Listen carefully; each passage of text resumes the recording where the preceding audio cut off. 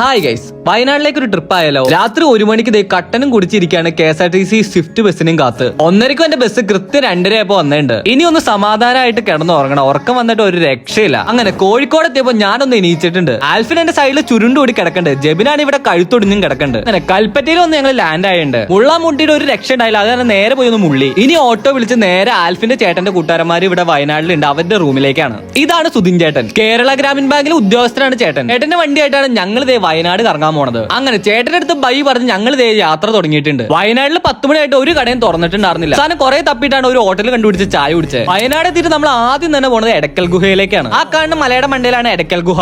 അങ്ങനെ ഞങ്ങൾ വച്ച് പിടിച്ചോളം നടത്താൻ തുടങ്ങിയിട്ടുണ്ട്. ഒരു 100-800 മീറ്റർ നടക്കാനുണ്ട് എൻട്രൻസിലേക്ക്. ഓണ വഴിക്കാണെങ്കിൽ നിറച്ച് കടകളാണ്. ഞങ്ങൾ പാട്ടൊക്കെ ആയിട്ട് ചില്ല് ചെയ്ത് നടന്നുകൊണ്ടിരിക്കുകയാണ് മുകളിലേക്ക്.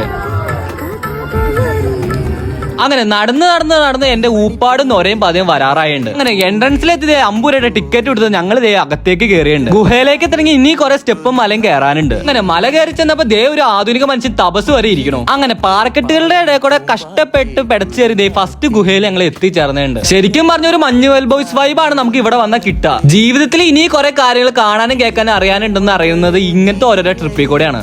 അങ്ങനെ മല കയറി ഏറ്റവും ടോപ്പിലെത്തിയാണ് നമുക്ക് പ്രാചീന ഗുഹാചിത്രങ്ങളും കാര്യങ്ങളൊക്കെ കാണാൻ പറ്റുക. എന്തൊക്കെയോ കൊത്തി വെച്ചേണ്ട് എന്ത് തേങ്ങയാണ് ഈ വരച്ചു വെച്ചേക്കണെന്ന് എനിക്കൊന്നും മനസ്സിലായില്ല. മല കയറി എന്റെ ഊപ്പാട് ഇളകിയിരിക്കുകയാണ് ഞങ്ങളെല്ലാവരും ഇവിടെ. സുഭാഷ് വീണ പോലത്തെ ഒരു കുഴിയൊക്കെ ഉണ്ട് ഇവിടെ. എല്ലാരും വീഴാണ്ട് നോക്കിക്കോ. അങ്ങനെ എടക്കൽ ഗുഹയിലെ കാഴ്ചകളും കണ്ട് ഞങ്ങൾ താഴത്തേക്ക് ഇറങ്ങാണ്. ബാക്കി വയനാട് വിശേഷങ്ങളായിട്ട് അടുത്ത വീഡിയോ കാണുന്നവരെ എല്ലാവർക്കും ബൈ.